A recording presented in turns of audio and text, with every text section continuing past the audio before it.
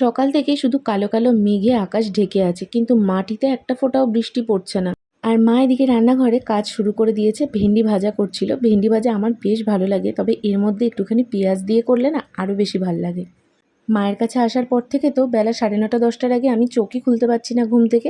আর উঠেই মুখের সামনে মা দিয়ে দিচ্ছে গরম গরম চা, সেটা নিয়ে বসে এক প্রস্ত গল্প আড্ডা চলছে। চিকেন নিয়ে আসা হয়েছিল, চিকেনের মশলাও করে নিয়েছে মা এখানে। তার সাথে আলু ভাজার বদলে আজকে ওই কাঠি কাঠি আলু ভাজাগুলো করা হয়েছিল, মানে আলুর পাঁপড় ভাজা।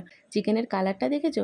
লাঞ্চ কমপ্লিট করে এখানে আমি বাইরে বসে একটু ওয়েদারটা এনজয় করছিলাম, ভাবছিলাম বৃষ্টি হয় কিনা। সেই বৃষ্টি হয় হয় করতে করতে রাতের দিকে বৃষ্টি শুরু হলো। আর আজকে ছিল আমার বাবা মার অ্যানিভার্সারি, সেই জন্য এই জল কাদা পেরিয়েও জেঠুর বাড়ি যাওয়াটা কিন্তু প্রতিবারের মতন এবারেও ছিল কম্পালসারি। আর এটা রাস্তা পেরোচ্ছি না গঙ্গা বুঝতেই পারা যাচ্ছিল না। ফুল ব্লগটা আমি রিলেটেড ভিডিওসে দিয়ে দিলাম। মিনি ব্লগটা ভালো লাগলে সাবস্ক্রাইব করে পাশে থেকো।